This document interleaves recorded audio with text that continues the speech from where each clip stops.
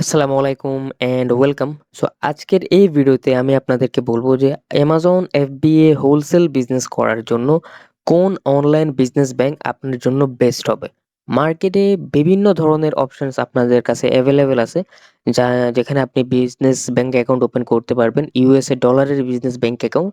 কিন্তু কিছু জিনিসে খারাপ কিছু আপনার প্রোস এবং কনস রয়েছে। তো আজকের এই ভিডিওতে আমি আপনাদেরকে উপস্থাপন করব যে সবচাইতে বেস্ট এবং অনলাইন বিজনেস ব্যাংক অ্যাকাউন্ট কোনটা হবে আপনার হোলসেল বিজনেস করার জন্য। আর আপনি যদি আমার এই চ্যানেলে নতুন হয়ে থাকেন তাহলে আসসালামু আলাইকুম অ্যান্ড মোস্ট ওয়েলকাম। আমার নাম হচ্ছে নাহিদ হাসান। আমি একজন 6 figure Amazon FBA wholesale seller. আমি বাংলাদেশ থেকে গত প্রায় ৩ বছর ধরে Amazon US এর মার্কেটে Amazon FBA হোলসেল বিজনেস করতেছি। আর এই চ্যানেলে আমি হোলসেল রিলেটেড ভিডিওগুলো নিয়ে মানুষদেরকে হেল্প করার চেষ্টা করি। অনেক হলো আমার ইন্ট্রোডাকশন। এখন ভিডিওর মেইন টপিকে চলে যাচ্ছি। আপনি যদি বিজনেস ব্যাংক অ্যাকাউন্ট ওপেন করতে চান, যেহেতু আপনি ইউএসএ তে থাকেন না, সেই ক্ষেত্রে আপনার জন্য একটাই অপশন রয়েছে, সেটা হচ্ছে অনলাইন বিজনেস ব্যাংক অ্যাকাউন্ট। এখন অনেক ধরনের অপশনস রয়েছে। আর সেটার মধ্যে সবচেয়ে বেস্ট যেটা হবে সেটাই ইনশাল্লাহ এই ভিডিওতে আমি আপনাকে পিক করার জন্য সাহায্য করব। অনেক কিছু কভার করতে হবে, বেশি দেরি না করে লেটস ডাইভ ইন। প্রথমত হচ্ছে আপনার বিজনেস ব্যাংক অ্যাকাউন্ট সবচেয়ে বেস্ট কেন লাগবে। দেখেন, একটা প্রপার বিজনেস ব্যাংক অ্যাকাউন্ট আপনার জন্য অনেকটা গুরুত্বপূর্ণ। কারণ যদি একটা প্রপার ব্যাংক অ্যাকাউন্ট না থাকে তাহলে অ্যামাজন থেকে যখন আপনি পেমেন্টটা রিসিভ করবেন সেই ক্ষেত্রে আপনার ডিফিকাল্টিজ আসবে, এবং কি আপনি যখন সাপ্লায়ারকে ইনভেন্টরির জন্য পেমেন্টটা করবেন সেখানেও আপনার অনেক ধরনের ডিফিকাল্টিজ আসবে। আর যদি সঠিক বিজনেস ব্যাংক অ্যাকাউন্ট আপনি চুজ না করেন সেই ক্ষেত্রে আপনার ট্রানজ্যাকশনাল ফি আপনার প্রফিট মার্জিন খেয়ে নেবে। তো অবশ্যই আমাদেরকে বিজনেস ব্যাংক অ্যাকাউন্ট বাছাই করতে হবে যেটা সবচেয়ে বেস্ট এবং কস্ট ইফেক্টিভ। কারণ মার্কেটে অনেক অপশন রয়েছে, কোনটা বেস্ট না কোনটা খারাপ কোনটা ভালো আপনি অনেক কিছু সম্পর্কে অবগত না। প্রথমত শুরু করার আগে বলি যে আপনাদেরকে বলি যে এই অ্যামাজন FBA হোলসেল বিজনেস অপারেশনসে কয় ধরনের ট্রানজ্যাকশন একটা ব্যাংক অ্যাকাউন্টে করতে হবে। প্রথম ট্রানজ্যাকশন হচ্ছে আপনার ব্যাংক অ্যাকাউন্টে টাকা রিসিভ করা অ্যামাজন থেকে। অর্থাৎ যখন আপনার সেলস হবে, যখন আপনার প্রোডাক্টগুলো বিক্রি হবে তখন অ্যামাজন আপনার ডিরেক্টলি আপনার বিজনেস ব্যাংক অ্যাকাউন্টে টাকাটা দিবে। আর আসলে আপনি এই বিজনেস ব্যাংক অ্যাকাউন্ট, এই যে সেলার অ্যাকাউন্ট আছে, এই সেলার অ্যাকাউন্টে আপনি বিজনেস ব্যাংক অ্যাকাউন্ট টাকে লিঙ্কড করে রাখবেন। লিঙ্ক করার মাধ্যমে যখন আপনার সেল হবে তারা ওইখানে ডিরেক্টলি টাকা পাঠাবে। তো এটা হচ্ছে প্রথম একটা ট্রানজ্যাকশন, যে ধরেন অ্যামাজন আপনাকে টাকা পাঠাবে এই অ্যাকাউন্ট থেকে, সেলার অ্যাকাউন্ট থেকে, সেটা হচ্ছে আপনার ব্যাংক অ্যাকাউন্টে পাঠাবে। এটা হচ্ছে একটা ট্রানজ্যাকশন। তারপরে দ্বিতীয় ট্রানজ্যাকশনটা হচ্ছে আপনি আপনার প্রোডাক্ট আপনার ইনভেন্টরির জন্য আপনি সাপ্লায়ারকে পেমেন্ট করবেন এবং প্রেপ সেন্টারের সার্ভিস ইউজ করার ফলে প্রেপ সেন্টারকেও পেমেন্ট করবেন। আর যদি আপনি না জানেন যে প্রেপ সেন্টার কি, কিভাবে কাজ করে, সেটা আমি লাস্ট একটা ভিডিওতে আপলোড করেছি, আপনি সেটা দেখলে বুঝতে পারবেন। এখন হচ্ছে এটা হচ্ছে আমাদের দ্বিতীয় ট্রানজ্যাকশন। আপনি অ্যামাজন থেকে পেমেন্ট রিসিভ করবেন, এটা হচ্ছে প্রথম ট্রানজ্যাকশন। দ্বিতীয় ধরনের ট্রানজ্যাকশন করতে হবে, আপনি সাপ্লায়ার থেকে ইনভেন্টরি কিনবেন, সেই ইনভেন্টরিটার জন্য সাপ্লায়ারকে পেমেন্ট করতে হবে। তো ওইটা হচ্ছে একটা ট্রানজ্যাকশন। তারপরে থার্ড যে ট্রানজ্যাকশন সেটা হচ্ছে কার্ড ইউজ করে। কারণ বিজনেস ব্যাংক অ্যাকাউন্টের সাথে অবশ্যই আপনার একটা ভার্চুয়াল বিজনেস ডেবিট কার্ড প্রয়োজন। তো ওই কার্ডের মাধ্যমেও আপনি সাপ্লায়ার থেকে প্রোডাক্ট ইনভেন্টরি পারচেজ করতে পারবেন বা প্রেপ সেন্টার। আবার কিছু ক্ষেত্রে আপনার সফটওয়্যার বাই করতে হবে। তো সফটওয়্যার বাই করার জন্য অবশ্যই আপনার কার্ডই প্রয়োজন। কার্ড ছাড়া আপনি সফটওয়্যার বাই করতে পারবেন না। আর ফোর্থ এবং লাস্ট ট্রানজ্যাকশন, এটা হচ্ছে আপনি যখন আপনার প্রফিটটা যখন আপনার মন চাইবে আপনি সেটা বাংলাদেশে নিয়ে আসবেন, বাংলাদেশের লোকাল ব্যাংক অ্যাকাউন্টে। তো ওই লোকাল ব্যাংক অ্যাকাউন্টে নিয়ে আসার জন্য আপনার ওই বিজনেস ব্যাংক অ্যাকাউন্ট থেকে লোকাল ব্যাংক অ্যাকাউন্টে ট্রান্সফার করতে হবে। এটা হচ্ছে আমাদের সর্বশেষ এবং চতুর্থ ট্রানজ্যাকশন, যে আমেরিকান বিজনেস ব্যাংক অ্যাকাউন্ট থেকে বাংলাদেশে নিয়ে আসা সর্বশেষ ট্রানজ্যাকশন। এই ৪ ধরনের ট্রানজ্যাকশন হচ্ছে এই লেনদেন আপনাকে অ্যামাজন FBA হোলসেল বিজনেসের জন্য বহন করতে হবে। এমনকি প্রত্যেকটা ট্রানজ্যাকশনের সাথেই আপনাকে করতেই হবে। এটা মাস্ট বি। এটাকে এভয়েড করা যাবে না। আমিও করি। ডে টু ডে বেসিসে এটা আমি করি। তো এটা অবশ্যই আপনাকে ইকুয়াল করতেই হবে। সো এখন হচ্ছে আমরা one by one business bank account সম্পর্কে জানবো। কিন্তু প্রত্যেকটা ব্যাংক অ্যাকাউন্টের ক্ষেত্রে যেটা বললাম যে এই ৪ টা ট্রান্সেকশন আপনাকে অবশ্যই মাথায় রাখতে হবে যে কোন ব্যাংক অ্যাকাউন্ট ট্রান্সেকশন করলে কেমন ফি আছে বা কেমন টাইম ডিউরেশন এগুলো আরকি। তো শুরু করা যাক। এখন হচ্ছে দেখেন ৪ টা business bank account as a Bangladeshi LLC owner হিসেবে আপনি পাবেন। মানে বেস্ট আরকি। মানে এভেইলেবল, নট বেস্ট বলব না, এভেইলেবল আরকি। কারণ অনেক ব্যাংক অ্যাকাউন্ট এবং অনেক অপরচুনিটিস আছে যেটা এজ এ বাঙালি হিসেবে আপনি পাবেন না। আপনার অনেক এটা ইউএসএ সিটিজেনরা পায়। তো যেগুলো পাবেন সেগুলোই আমি তুলে ধরছি। সর্বপ্রথম হচ্ছে আপনার পেওনিয়ার। বাংলাদেশের অনেকেই আপনার পেওনিয়ার সম্পর্কে অবগত আ আছে।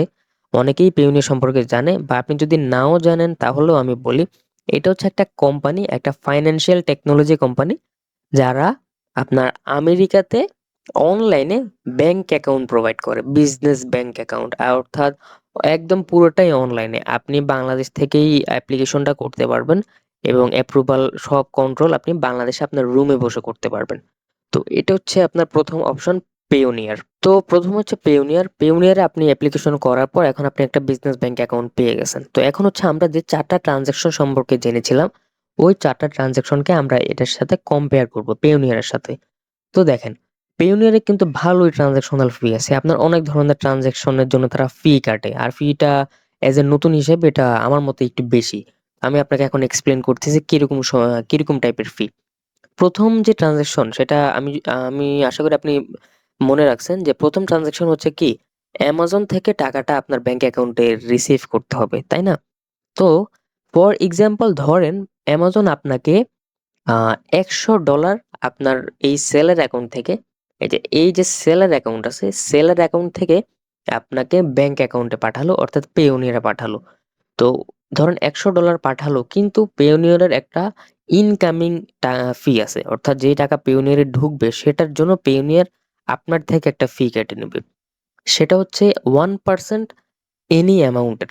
অর্থাৎ যেকোনো অ্যামাউন্ট আপনার পেওনিয়ার ব্যাংক অ্যাকাউন্টে ঢুকলে সেটার 1% পেওনিয়ার কেটে নিবে। এখন আপনার কাছে 1% বেশি মনে নাও হতে পারে। কিন্তু এটা অ্যাজ এ নতুন হিসেবে আর লং টার্মে এটা একটু আপনাকে একটু চিন্তায় ফেলবে। যেমন আমি বলি $১০০ Amazon আপনাকে সেন্ড করছে। কিন্তু সেটার জন্য আপনি $99 পাবেন। $1 পেওনিয়ার কেটে নিবে। যেহেতু $১০০ এর 1% $১ হয়। সেই ক্ষেত্রে আপনি যদি চিন্তা করেন আপনাকে যদি Amazon $১,০০০ পাঠায়, সেটার $১০ অ্যামাজ আ দ সেটার 1% $১০ পেওনিয়ার কেটে নিবে। তো এটা অবশ্যই আপনাকে মাথায় রাখতে হবে যে পেওনিয়ারে টাকা ঢুকলেই সেটার জন্য তারা একটা ফি কাটে। তো এটা হচ্ছে পেওনিয়ারের ১ম ট্রান্সেকশনাল ফি। তারপরে ২য় যে ট্রান্সেকশন সেটা আমি বলেছিলাম যে আপনাকে কিন্তু সাপ্লায়ার থেকে ইনভেন্টরি পারচেজ করার জন্য আপনাকে সাপ্লায়ারের ব্যাংক অ্যাকাউন্টে অনেক সময় টাকা সেন্ড করতে হবে। মানে ডলার সেন্ড করতে হবে। তো এটা কিভাবে? এটাকে হচ্ছে আপনার এসিএইচ ট্রান্সফার বলে। যেমন ধরেন একদম সিম্পল ভাবে বলি, বাংলাদেশে আপনি একটা ব্যাংক অ্যাকাউন্ট থেকে একটা ব্যাংক অ্যাকাউন্টে ইলেকট্রনিক্যালি অনলাইনে টাকা পাঠান না? তো ওইটা এরকম ইউএসএ তে সেটাকে এসিএইচ বলে। অর্থাৎ অটোমেটেড ক্লিয়ারিং হাউস এটার ফুল ফর্ম। তো আপনি সাপ্লায়ার এর ব্যাংক অ্যাকাউন্ট আপনার পেওনিয়ার ব্যাংকে এড করে সেটাকে আপনি ডিরেক্টলি তাদের ব্যাংক অ্যাকাউন্টে টাকা পাঠাতে পারবেন। আর বিজনেসে এটা অবশ্যই করতেও হবে। তো সেটার জন্য পেওনিয়ার একটা ফি নেয়। সেটা হচ্ছে আপনার 2% এনি অ্যামাউন্ট প্লাস $1.50 ফ্ল্যাট একটা ফি। আমি যদি একটা এক্সাম্পল দেই তাহলে আপনার জন্য বুঝতে একটু সুবিধা হবে। আমি বলি ধরেন আপনি সাপ্লায়ার থেকে কিছু প্রোডাক্ট পারচেজ করছেন যেটা আপনি Amazon এ বিক্রি করবেন। তো ধরেন আপনি $১,০০০ এর প্রোডাক্ট সাপ্লায়ার থেকে পারচেজ করছেন। তো এখন আপনার করণীয় কি? সাপ্লায়ারকে ওই $১,০০০ দিতে হবে, তাই না? তো আপনি কিন্তু $১,০০০ সাপ্লায়ারকে পেমেন্ট করলে হবে না। কারণ আপনি যদি সাপ্লায়ারকে $১,০০০ পেমেন্ট করেন তাহলে কিন্তু পেইনের ওটা 2% অর্থাৎ $20 তারা কেটে নিবে প্লাস আবার $1.50 অর্থাৎ $১.৫০ ওইটাও কাটবে। তো টোটাল $২১.৫০ আপনার থেকে কেটে নিবে। কিন্তু তার মানে কি সাপ্লায়ার আপনার প্রায় $৯৭৯ সামথিং পাবে। তারা কিন্তু $১,০০০ পাবে না। আর এটা সাপ্লায়ার আবার অ্যাকসেপ্ট করবে না। তাহলে আপনাকে ওই হিসেবেই টাকাটা পাঠাইতে হবে যেন সাপ্লায়ার $১,০০০ পায়। পেওনিয়ার ফিটা রেখে দেয়। তো এটা অবশ্যই একটা কনসার্ন এর জিনিস যে আপনি পেওনিয়ারের টাকা ঢুকলেও পেওনিয়ার ফি নিবে। পেওনিয়ার থেকে টাকা বের হলেও পেওনিয়ার আপনার থেকে ফি নিবে। টাকা ঢুকলে হচ্ছে 1% ফি, টাকা বের হলে হচ্ছে 2% ফি। প্লাস হচ্ছে আপনার $1.50 একটা ফ্ল্যাট ফি, ২ টা আছে। এটা আশা করি বুঝতে পারছেন। তারপর হচ্ছে থার্ড যে ট্রান্সেকশন সেটা হচ্ছে আপনার কার্ড। এখন পেওনিয়ারের কার্ড নিয়েও আবার একটু একটা ঝামেলা আছে। পেওনিয়ারে আপনি চাইলেই কিন্তু কার্ড নিতে পারেন না। পেওনিয়ারে আপনি একটা ব্যাংক অ্যাকাউন্ট ওপেন করার পর আপনাকে $100 ডিপোজিট করতে হবে। এরপরে হচ্ছে আপনি কার্ডটা পাবেন। যদিও এটা জাস্ট ডিপোজিট, অর্থাৎ এইরকম না যে টাকাটা পেওনিয়ার নিয়ে যাবে। আপনি ওই $100 কে ইউজ করতে পারবেন। বাট এটা একটা রিকোয়ারমেন্ট আরকি। $100 ডিপোজিট না করলে পেওনিয়ার কার্ড দিবে না। তো এখন আপনি ধরেন সাপ্লায়ারকে আপনি ব্যাংক অ্যাকাউন্টে পে না করে আপনি কার্ড দিয়ে পেমেন্টটা করলেন। তো সেই ক্ষেত্রে কোনো ধরনের ফি নাই। আপনি কার্ড দিয়ে ইজিলি পেমেন্টটা করতে পারবেন। কিন্তু এখানে একটা কিন্তু আছে। জিনিসটা হচ্ছে আপনার পেওনিয়ারের কার্ডের একটা ফি আছে। মানে কার্ডটা যে আপনি বহন করতেছেন সেটার একটা ফি আছে। অর্থাৎ যেহেতু পেওনিয়ার আপনাকে কার্ড দিচ্ছে, এজন্য তারা চাইবে যে ওই কার্ডটা থেকে একটা কিছু আপনার থেকে উসুল করে নেওয়ার মতো। তো সেটার ফি হচ্ছে আপনার $29.95 মানে পার ইয়ার। প্রতি বছর আপনার থেকে $29 এবং 95 সেন্ট নিবে। ধরা যাক $30 অর্থাৎ প্রতি বছর পেওনিয়ার আপনার থেকে $30 নিবে জাস্ট এই কার্ডটার জন্য। আর এই ধরেন হিসাবে করে যদি করেন তাহলে সেটা $2.5 $2.5 প্রতি মাসে হয় তাহলে। তো কার্ড ইউজ করার জন্য কোনো ফি নেই। কিন্তু কার্ড বহন করার জন্য আপনি যেহেতু কার্ডটাকে রাখতেছেন, সেই জন্য পার ইয়ার একটা ফি আপনাকে দিতে হচ্ছে। তো দেখেন, পেওনিয়ারে কিন্তু ৩ টা সেকশনে এই পর্যন্ত ফি আছে। আপনি যদি খেয়াল করেন, আপনি পেওনিয়ারে ঢুকলেও ফি দিতে হবে, টাকা বের হলেও ফি দিতে হচ্ছে, কার্ড রাখার জন্যও ফি দিতে হচ্ছে। হ্যাঁ? আর চতুর্থ যে ট্রান্সেকশন যেটা আমি বলেছিলাম যে আপনি যখন বাংলাদেশের লোকাল ব্যাংক অ্যাকাউন্টে টাকা নিয়ে আসবেন, সেটার জন্যও পেওনিয়ারে ফি আছে। সেটা হচ্ছে আপনার 2%। কোনো নেই। ওই আপনার এনি অ্যামাউন্ট এ 2% অর্থাৎ আপনি বাংলাদেশে $১,০০০ সেন্ড করলে মানে বাংলাদেশের লোকাল ব্যাংকে ধরেন আপনি ইসলামী ব্যাংকে $১,০০০ নিয়ে আসছেন, সেটার জন্য 2% আপনার থেকে টাকাটা নিবে। সো দেখেন ৪ টা ট্রান্সেকশন বিজনেসে মেইনলি করতে হয়। আর ৪ টা ট্রান্সেকশনে পেওনিয়ার আপনার থেকে ফি নেয়। কোনটাতেই মিল দেয় না। তো দেখেন এই ৪ টা ট্রান্সেকশন করার পর আপনার আ মানে আপনার ফি লাগতেছে, ডেফিনিটলি লাগতেছে।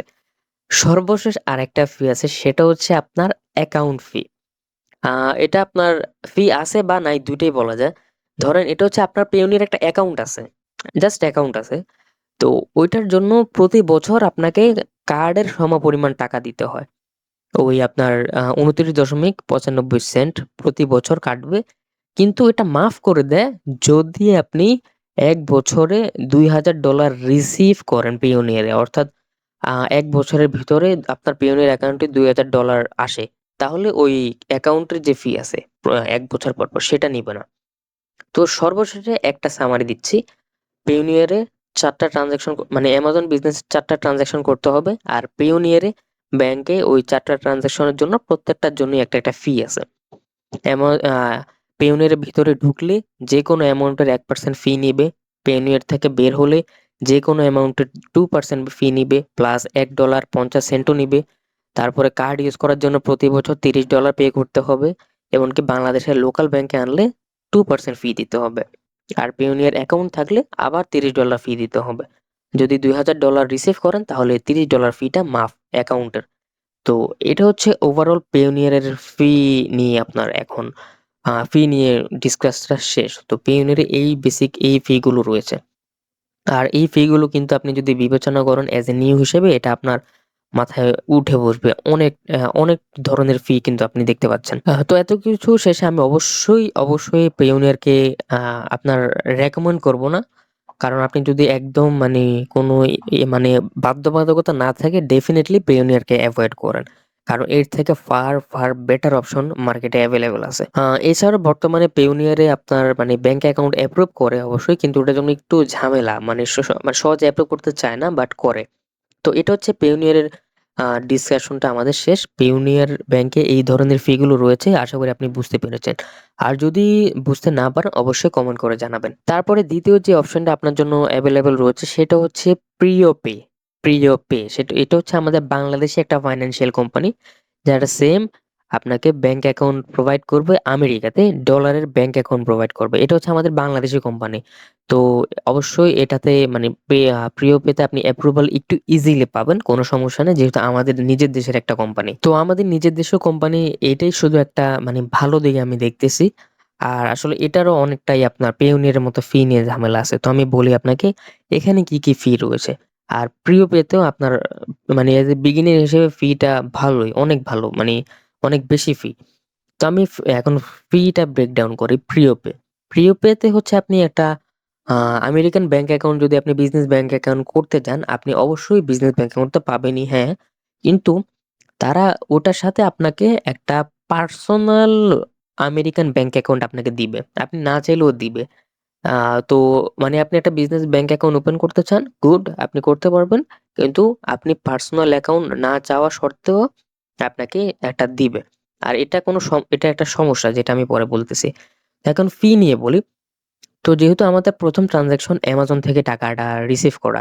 তো প্রিয় পেতে আপনি তাদের একদম ব্র্যান্ড নিউ এটা নতুন আপডেট।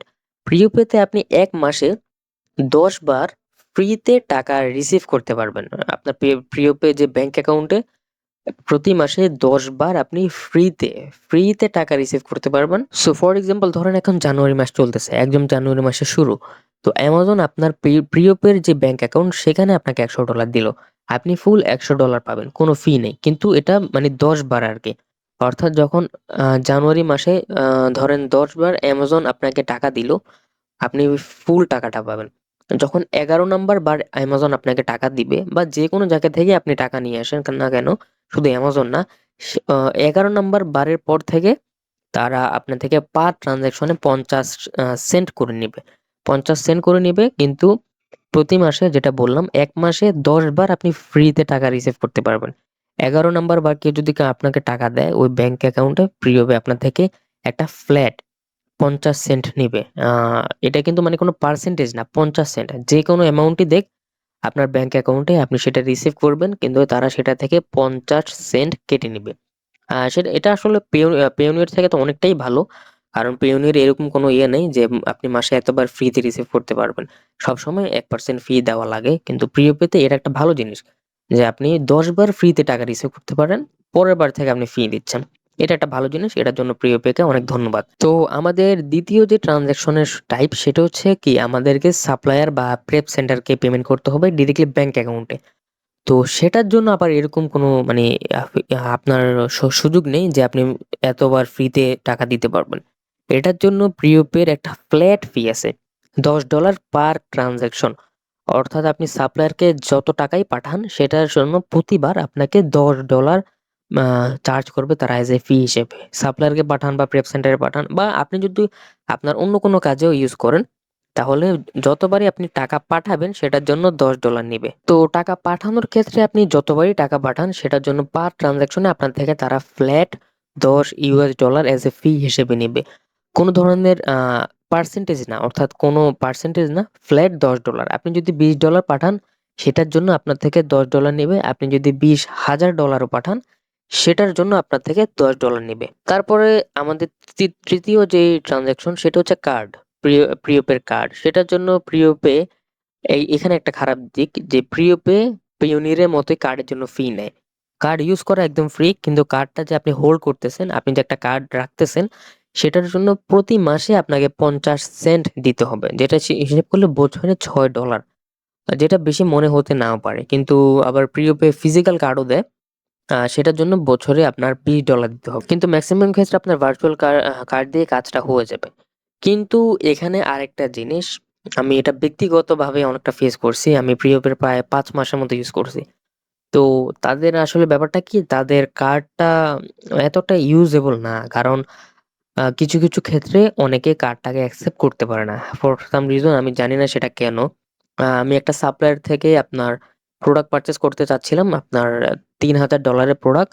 তো সাপ্লায়ারকে আমি প্রিয়পে যে কার্ডটা সেটা মানে কার্ডের ইনফরমেশন গুলো দিছিলাম। বাট ওই সাপ্লায়ার আমাকে ইমেইল করে বলতেছে যে তারা নাকি আমার কার্ডটাকে চার্জ করতে পারতেছে না। সেম জিনিসটা প্রিপের কার্ডটাকে আমি Amazon-এও মানে ইউজ করতে চাইছিলাম। Amazon-এর চার্জ মেথড হিসেবে। সেখানেও Amazon ওই কার্ডটাকে চার্জ করতে পারছিল না। আমি জানি না সেটা কেন? বাট এটা আমি শুধুমাত্র প্রিপেতেই দেখছি যে মানে কার্ডটা ইউজ করা যাচ্ছে না কিছু ক্ষেত্রে। এরকম না যে টোটালি যায় না। আমি অনেক সময় সফটওয়্যারের সাবস্ক্রিপশন কিনছিলাম। প্রোডাক্ট রিসার্চের সফটওয়্যারের সাবস্ক্রিপশন কিনছিলাম। ওটা ইউজ করতে পারছি। বাট কিছু সাপ্লায়ারকে পেমেন্ট করার জন্য কার্ডটা ইউজ করতে পারি নাই।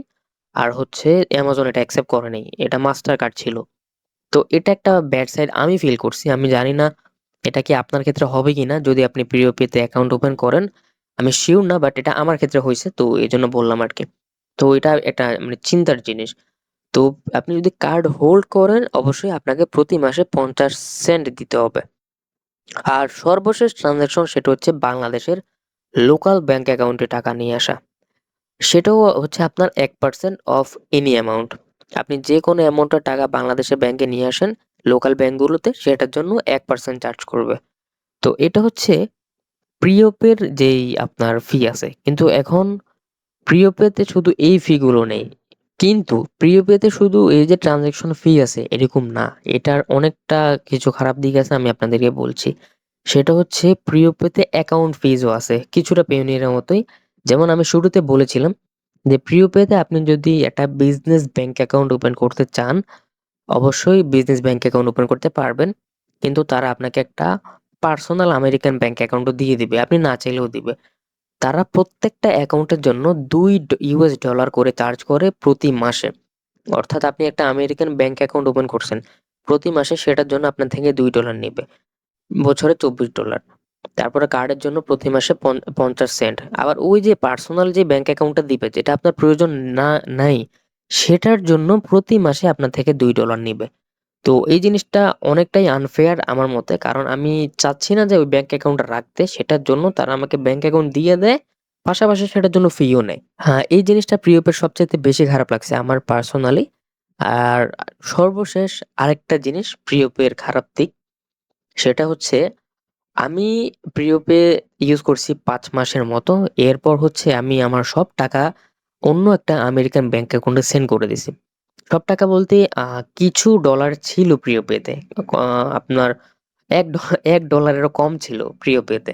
কারণ কেন জানি না, বাট আমার কাছে মনে হয় এটা ওয়েস্ট অফ মানি। কারণ আমি যেগুলো মানে সার্ভিস ইউজ করতেছি ফি দিচ্ছি। আবার যেটা ইউজ করতেছি না সেটার জন্য ফি দিচ্ছি। এজন্য আমি সবকিছু সুইচ করে ফেলছি। তো আসলে ব্যাপারটা হয়েছে যে আমি যখন সব টাকা মানে কয়েক সেন্ট ধরেন অলমোস্ট সব টাকা আমি অন্য একটা ব্যাংক অ্যাকাউন্টে ট্রান্সফার করে দিছিলাম। তো কয়েক সেন্ট প্রিয়পেতে ছিল। তো প্রিয়পে প্রতি মাসে যেহেতু ওই যে ফি নেয়, অ্যাকাউন্টের জন্য ফি নেয়, কার্ডের জন্য ফি নেয়। তো আমার অ্যাকাউন্ট আর কার্ড তো এখনো রয়েছে, কিন্তু তারা তো ফি নিতে পারছে না। তো সেটার জন্য প্রতি মাসেই তারা আমাকে একটা ইমেইল করতো যে আপনার অ্যাকাউন্টে টাকা নেই, পর্যাপ্ত টাকা অ্যাকাউন্টে টাকা নেই। এটা একটা অ্যালার্ট পাঠাতো। ২ থেকে ৩ মাস আমি সিউর না। মনে হয় ২ মাস। ২ মাস নাকি ৩ মাস পর তারা আমার অ্যাকাউন্টটা বন্ধই করে দিছে। এটা খুব বেশি দুঃখজনক যে মানে আমি অ্যাকাউন্ট তারা আমার থেকে ফি নিতে পারছে না।